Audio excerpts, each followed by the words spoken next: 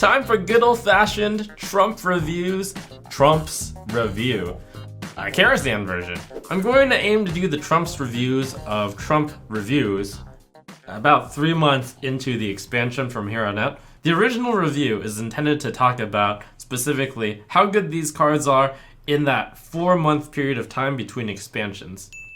So when I reviewed this review, even though some of the cards have gotten drastically better post-Karazhan, I'm talking about the standard meta, which was only Karazhan. So there was primarily Dragon Warrior, but also a decent amount of Cthulhu Warrior and some one-turn Kill Warrior. But basically it was Warrior Stone as the dominant deck. There was some Aggro Shaman, some Midrange Hunter, some Zoo Warlock, some Tempo Mage, some Token Druid.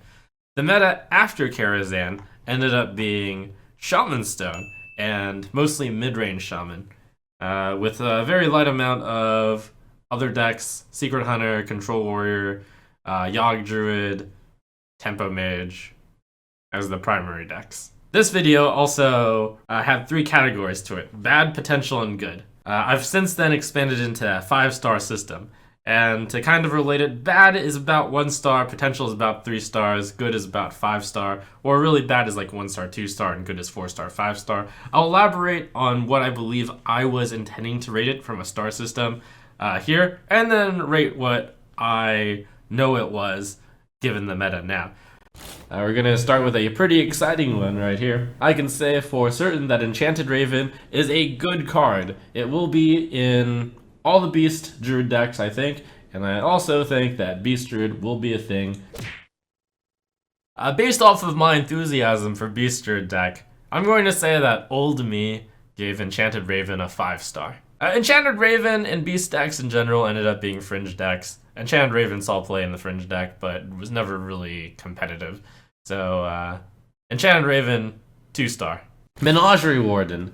This card is insane. The Beast Druid deck is going to be built so that you survive until you can cast Menagerie Warden, at which point you are going to get so much value. Even in Arena, this card presents the opportunity for such value that I think it'll be a great Arena card.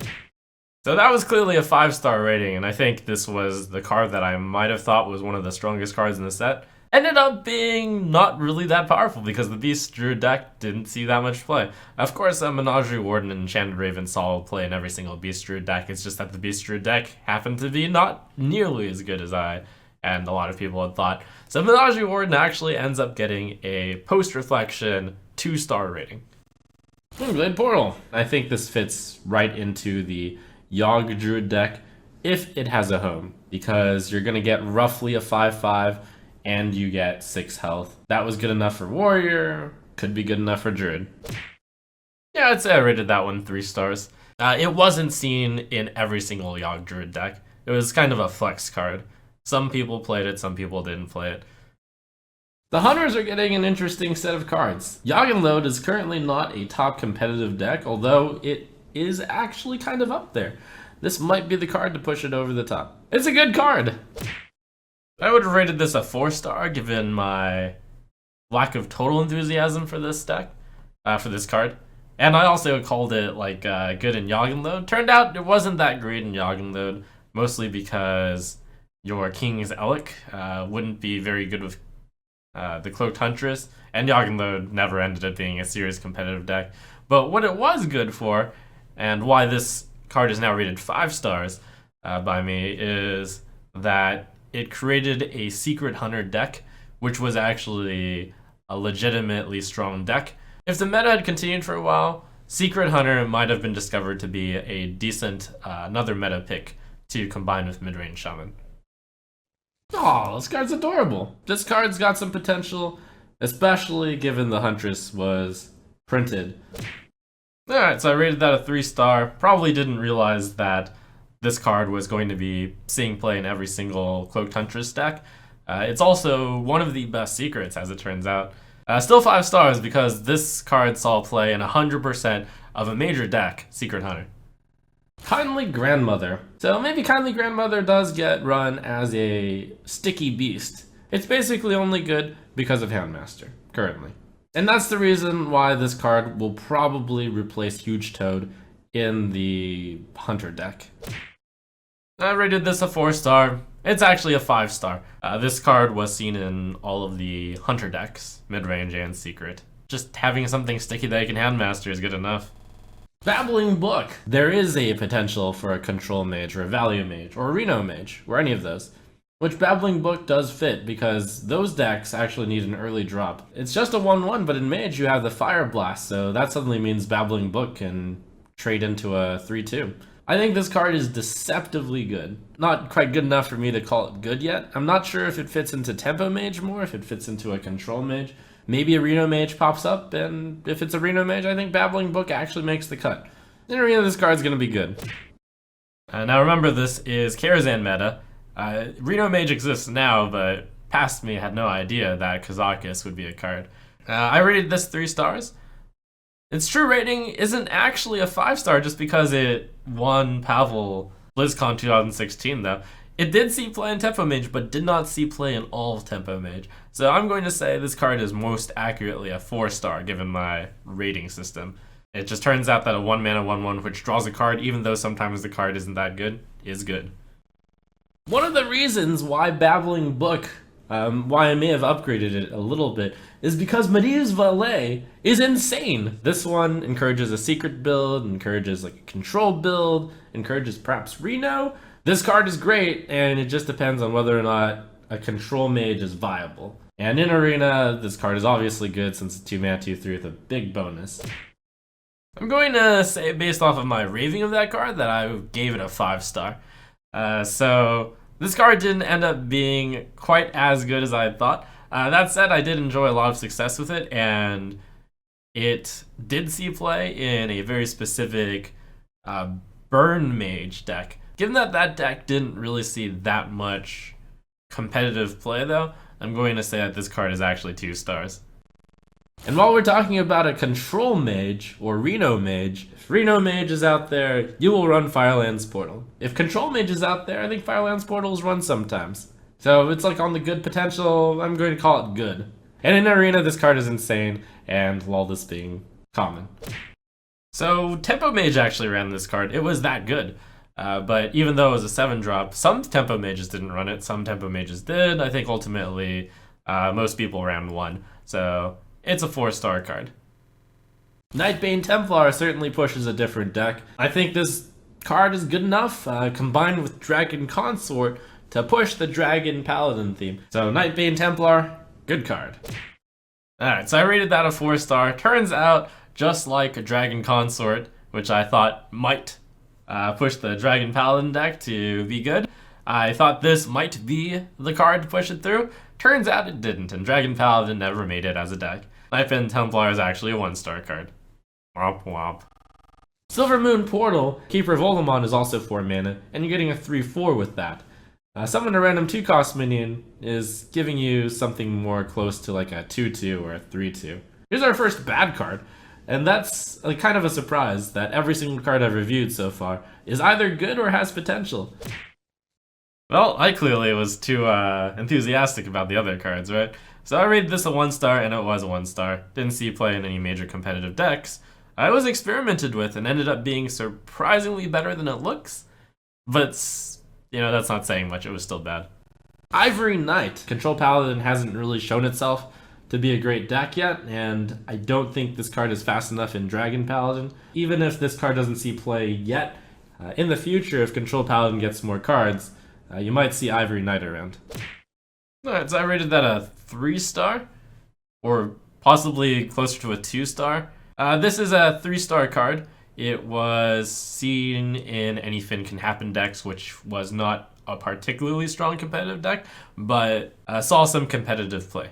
I still maintain that it'll see play if Control Paladin ends up being a good deck ever.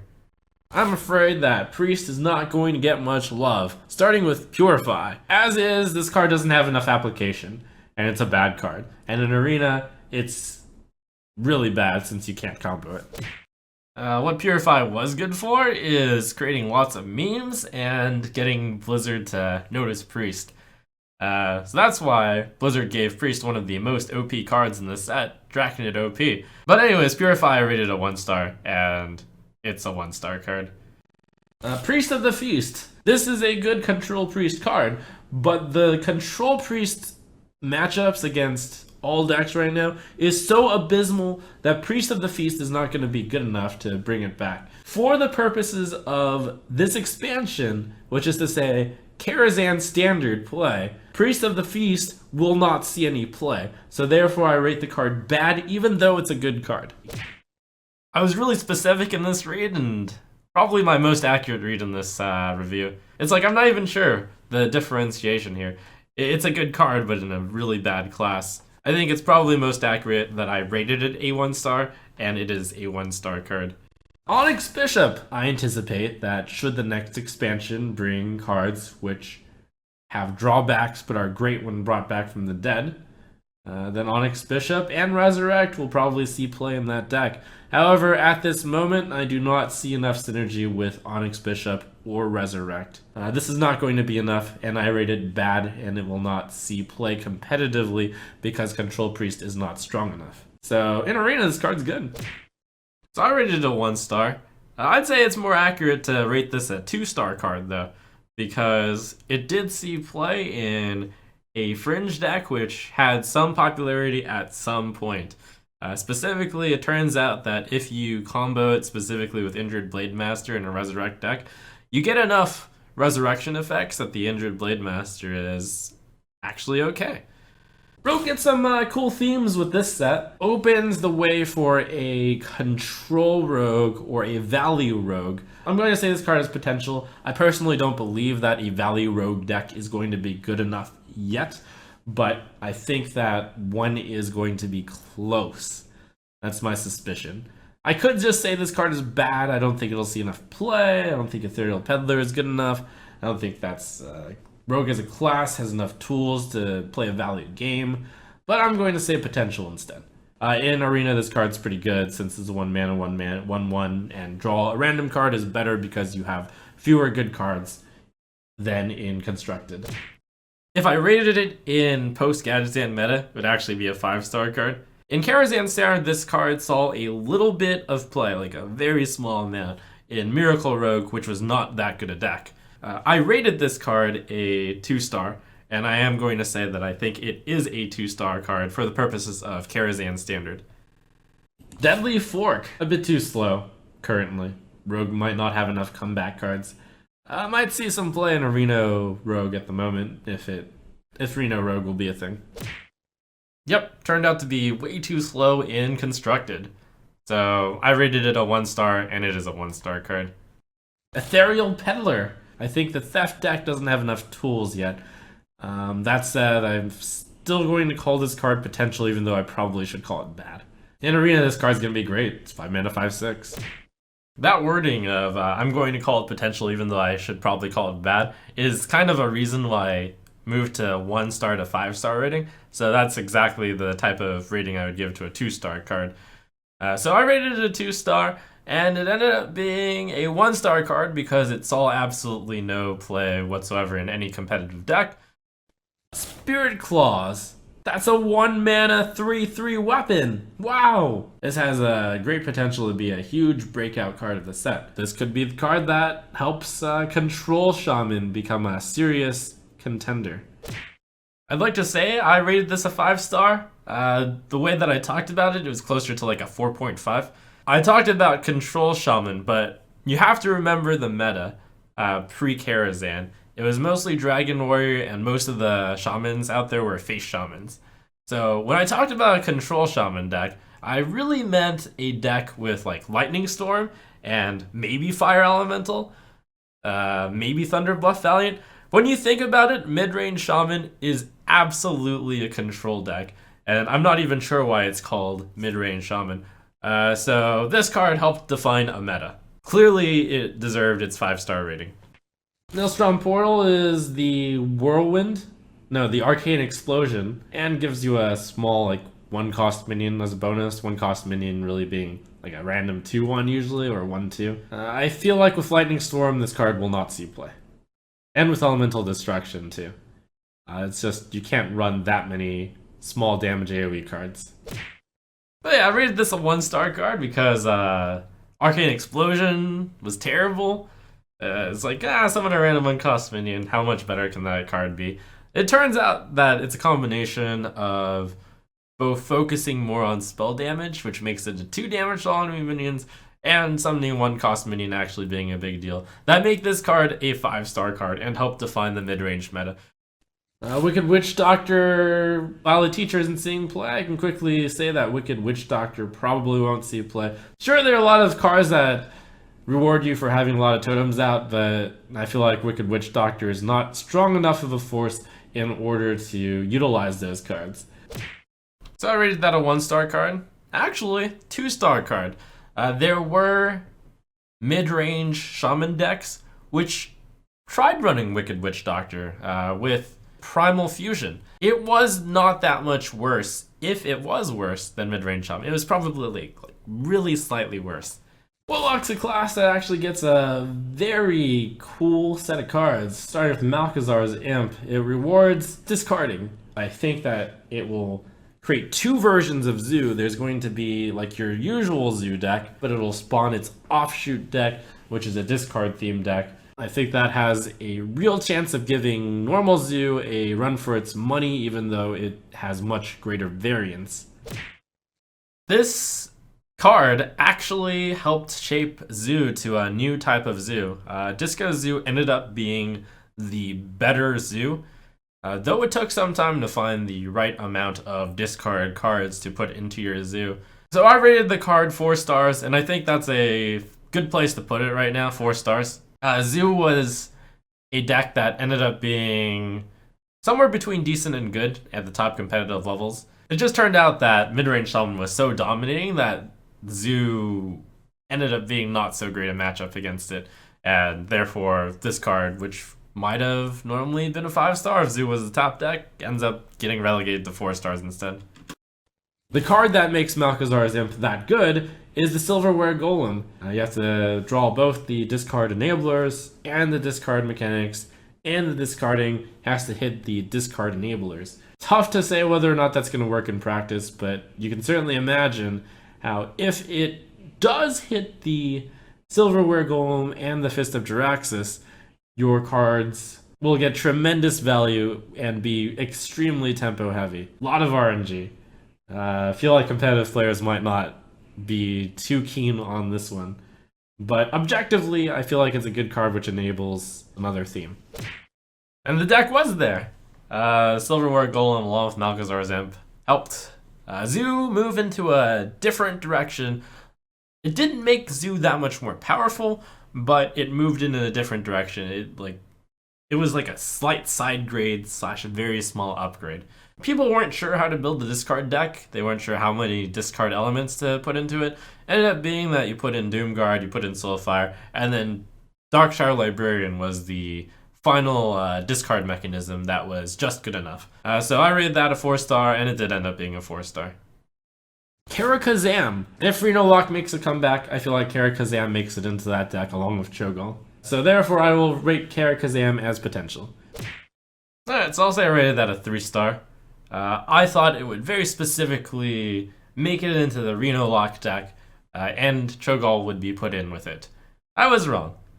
Reno Lock not only ended up not being a very good deck, Karazhan did not see anywhere near making it in, and neither did Cho'Gall.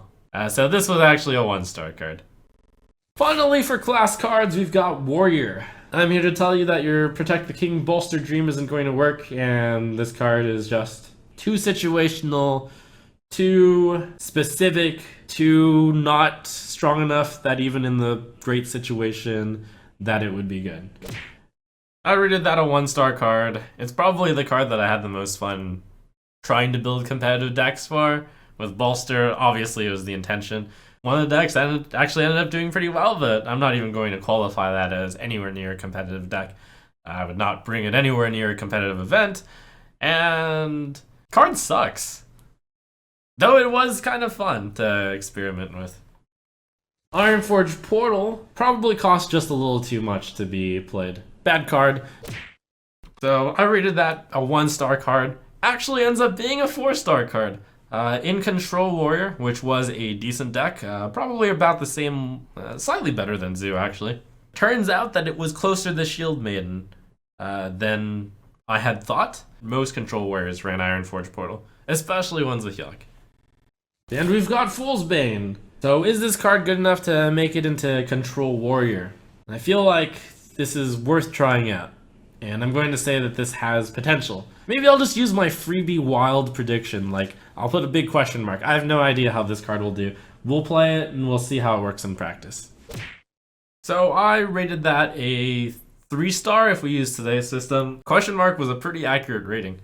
It saw a little bit of play in some Control Warrior decks. Just ends up costing a little too much to be able to clear off the stuff that you want to clear with Fool's Bane. Runic Egg.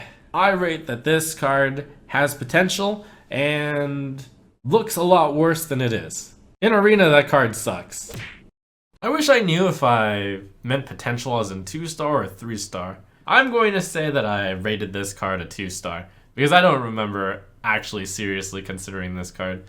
This card did see play in the 1-turn kill Raging Worgen deck. Perhaps it is accurate to say that it is a 2-star card. Unfortunately, the Raging Worgen combo deck ended up getting nerfed off by Blizzard later on during Karazhan Standard. Wouldn't be surprised if Runic Egg managed to fit into another combo-ish deck someday. Turns out drawing a card for cheap is pretty good.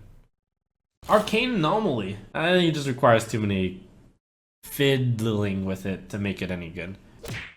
I rated that a 1-star card, and while it could be easy to say, and yes, it was a 1-star card, I'm actually going to say this ended up being a 2-star card. Why? Because it did see some fringe play in a fringe deck that saw some fringe competitive play. You put it in the very aggressive Divine Strength deck for Paladin, where you just put all the very cheap minions, you tried to buff them early, you Divine Favored to get a bunch more stuff. And this card ended up making the cut for that deck. I'll call it a 2-star card. It is like just barely hanging on to that rating though. Pompous Thespian. I think a 2-mana 3/2 taunt actually is in the upper power level of a 3/2, but because it is not in the top level, it will probably not see play. Yeah, 2-mana 3/2 taunt, not good enough. I rated a 1-star, it's a 1-star card. Then the Spidestorian is a really important card, which is going to enable a lot of control dragon decks. This is the best priest card in the set. Against control decks, you will pretty much get to discover those huge dragons. Against decks that are beating your face in, you can draw the 3/6 taunt, Twilight Guardian. So I actually rated it a 5-star card, given that I thought that Dragon Paladin would be a thing, given that I think that Dragon Priest was possibly a thing, and given that I thought that Control Warrior Dragon could be a thing. It being able to fit through all of those. More accurately though, during the Karazhan standard format, it's like just barely a 2-star card, because Dragon Paladin never ended up being a thing, Dragon Priest ended up not being a thing as well, and Dragon Control Warrior ended up not being a thing. It still was just Dragon Warrior, which was a aggressive deck, a mid-range deck I should say. If I were to rate this in Karazhan standard the way that it's currently going, so it'd be closer to like a 4-star card. Violet Illusionist is a really cool design. So basically Violet Illusionist is a really cool card, but I think ultimately, even though it's like a huge Swiss Army knife, I don't think it's strong enough to fit into any decks. But regardless, just because it can do so many cool things, I'm going to put it in the potential category. Deep inside, I feel like it will not see any play, but it has so many possibilities, it'll be tried out. I rated that a 2-star card just because it had so many possible things that it could have gone into that surely one of them would pan out. So this ended up being a 1-star card, but it was pretty interesting. And I do enjoy cards like this. Pantry Spider. Ultimately, it's more interesting than it seems, but probably isn't strong enough. I rated that a 1-star card. I didn't actually talk about that it might see play in Evolve as well, because Evolve wasn't really a thing. This card saw some play in Evolve decks. Evolve decks ended up sucking as well. but it ended up being more legitimate to talk about Evolve than like Beast Energy and whatnot. Even though it's 3 mana for 2/6 in stats, it's like statted in almost the worst way you could for a 2/6. Interesting card, but bad. Moros. Basically, there's a lot of answers to Moros out there, but in specific situations, you can certainly negotiate the Moros. You don't have to get that much value out of Moros. That's probably the important thing to think about. In Arena, this card's actually going to be insane. I think.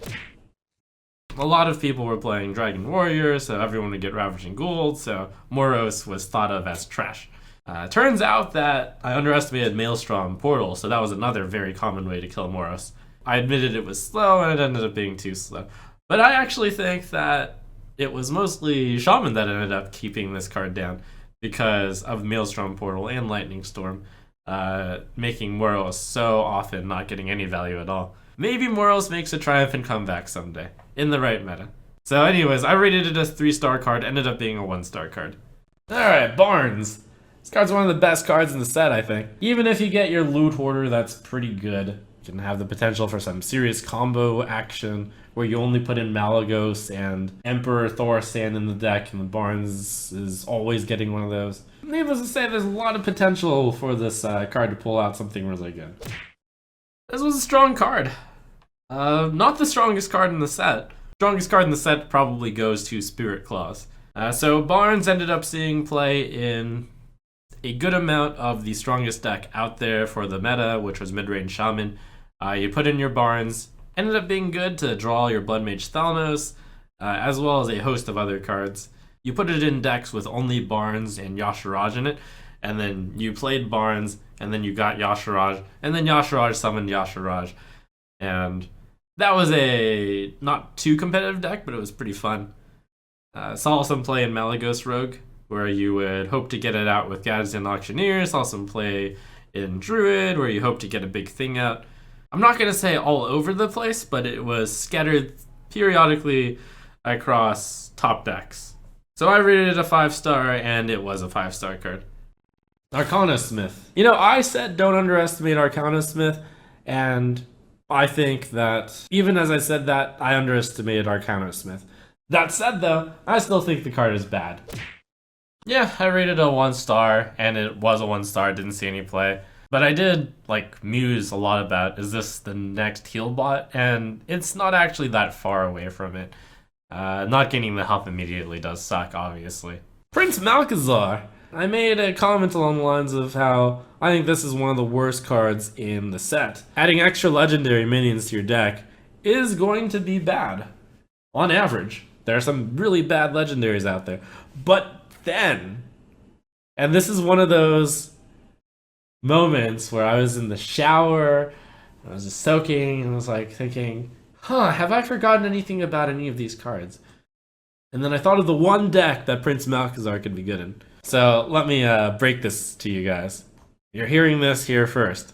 Reno Lock. Okay, so I'll let that soak into your head. In Reno Lock, you actually sometimes end up drawing too many cards. And certainly sometimes you'll duplicate the legends that are in your deck, or maybe Prince Malchezaar gets to, but it's fine if you happen to have to duplicate. Your Reno just won't glow. Okay, so I've just been informed that Prince Malchezaar apparently does not add legendary minions that are already in your deck. So that's gonna make the card a little less good, and also a little better, because that means Reno will never get a duplicate, and you can get your Tyrion in Reno. Okay, so apparently I've just been informed that you also cannot get legendary minions from other classes. Okay, this card sucks, because you're already running the good legendaries.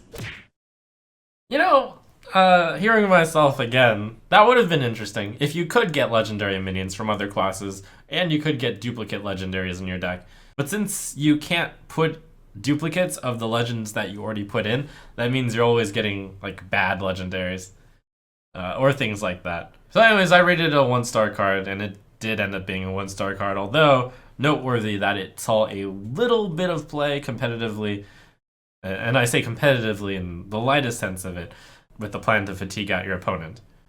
But now I'm going to take on all of this zoo part of the set. I came to the conclusion that I think that if you're running a Zubot or a Zubot Menagerie Magician deck, you need a deck that can control the board early, which means you have to focus on early game Beast Dragons or Murlocs. You can't put the Zubot or the Menagerie Magician in a control deck. So Zubot, I think, is most likely to fit into an aggro paladin style or a Zoo. So on the topic of Zubot, I did try a Zoo deck. It was pretty bad. And I think I was accurate in saying that if it was to see play in a deck, that it would be an aggressive deck. So I rated it a 2-star, and it ended up not working out. And it's actually a 1-star card. And it's cards like these which make me, in future expansions or adventures, I'm going to build the actual deck and like see if I can put it in. And if I can't, then I'll actually just say it's bad instead of hedging and calling it potential. Menagerie Magician, kind of a finisher in those types of decks. I mean, I just can't resist the possibility of 3 mana 6/6 or 5 mana 10/10. Yeah, that was the dream. Nowadays, when we really look back on it, and we aren't starry-eyed looking at a new card, that was never going to really happen, was it? I did try. We tried putting in the Murloc Tiny Fin in the deck, just so you could play a 0-mana card, so you would always have something to buff with Menagerie Magician. Ended up not being very good. These two cards are still going to be in the set when Standard rotates, though, and such a deck still has the possibility of coming to fruition should like a cheap Beast and a cheap Dragon and a cheap Murloc all be decent. So I rated it a 2-star card, but actually 1-star. Didn't have any hopes, really. And I think the key realization I found by actually attempting to build these decks is that the Curator deck is not necessarily the same as the Zubot or the Menagerie Magician deck, although you probably toss in the Curator into those also. The Curator is a card that you can just put into a control deck, which you probably would not run Zubot or Menagerie Magician in. This card is just card advantage, just value. Whereas Zubot and Menagerie Magician require you to have the board control, which control decks generally do not have. So this card I thought had a bit more potential than the other ones. I rated it a 3-star card.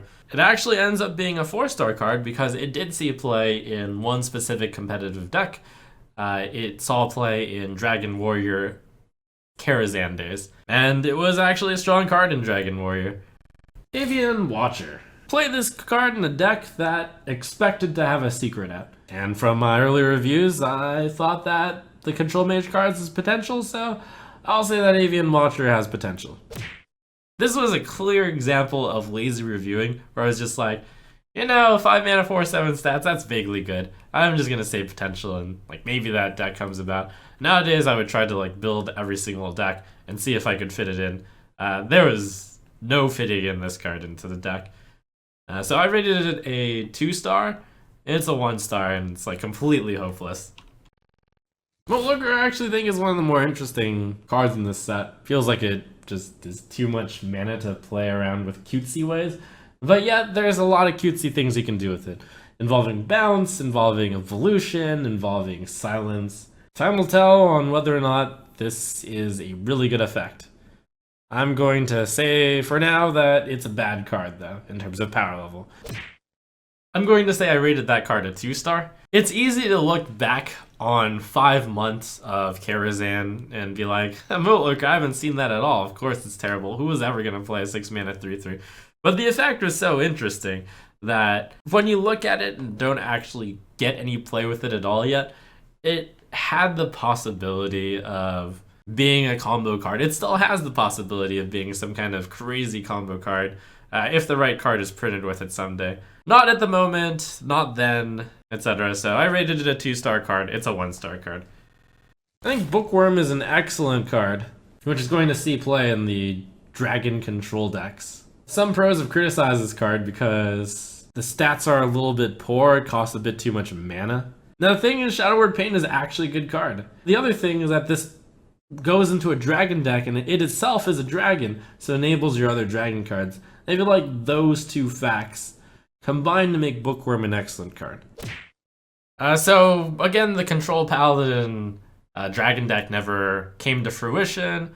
The Dragon Priest never came to fruition during Karazhan, and the Dragon Warrior deck, it saw some play in that deck. So I rated this a 4-star card, and it ended up being 3 stars for Karazhan. Not all Dragon Warriors ran it. Some Dragon Warriors ran it. It usually took the space of 1 Draconid Crusher. Usually wasn't a 2 of. Medivh the Guardian. This card is the king of Control v Control. Basically, it goes into quite a few decks, and it's kind of a metagame call as to whether or not there's enough control versus control matchups out there. So I rated that a 4-star. It did not end up being a control meta, and I have hopefully since learned after getting burned multiple times on thinking the meta will slow down. Spoiler, the meta never slows down. Even when an expansion is printed with absolutely no asterisk, except like 1 or 2 aggro cards, the meta doesn't slow down. So this ended up actually seeing pretty much no practical play whatsoever. It's a 1-star card, though it remained a viable tech choice if you ever expected it to be a control meta, maybe in tournaments. And finally, we have the new giant on the block, Arcane Giant. I see some serious possibilities with this card. You might see a new type of Miracle Rogue. They cast a bunch of spells and then they go Arcane Giant, Conceal. And then the next turn they hit you in the face for 16. I think Arcane Giant I'm going to put into the good category. And it has the potential to be like the sleeper hit of this set. Wow, this card is ridiculous. Why didn't we see a 0-mana 8 as good? Well, this card was actually the sleeper hit of the set. Believe it or not, 5 months ago when we saw the cards of Karazhan, this card didn't really get that much attention, even though Yogg Druid was already there, already casting a bunch of spells either. So I rated it a 4-star card, but it was actually a 5-star card. Arcane Giant saw a lot of play in Yogg Druid. This card also saw some play in the Blood Patron deck, which is a warrior deck based around getting patrons out, but also getting Arcane Giants out, and then using Blood Warriors to copy 2 Arcane Giants. So you would play 2 0-mana 8/8s, you would Whirlwind them, and then Blood Warriors, and then get another 2 0-mana 8/8s in your hand, which you may or may not have then played, depending on the matchup. So overall in Karazhan, I'd say my ratings were, on the whole, a little bit high. The card that I missed on the most was Maelstrom Portal. But hopefully, moving forward, I won't get another Dr. Boom, Darkshire Councilman, and Maelstrom Portal incorrectly again. Has there already been a Gadgetzan card that I've gotten ridiculously wrong? I'm sad I didn't rate Small Time Buccaneer higher, but at least I rated it 3 stars. I think Dirty Rat is actually going to settle down to be the 2-star rating that I gave it. It's like seeing less and less play as time goes on. Opinion me, and depending on the meta, it's also going to drop off a bit, I'd say.